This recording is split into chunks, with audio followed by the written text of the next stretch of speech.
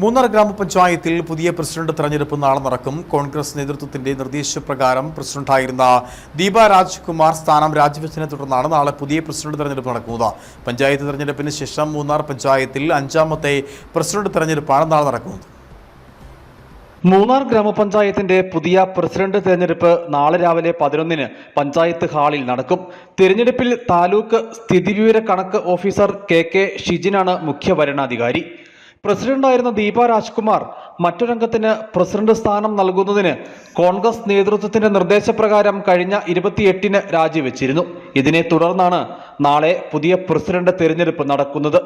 21 അംഗങ്ങളിൽ കൂറുമാറിയ 2 അംഗങ്ങളെ അയോഗ്യരാക്കിയതോടെ നിലവിൽ പഞ്ചായത്തിൽ 19 അംഗങ്ങളാണുള്ളത്.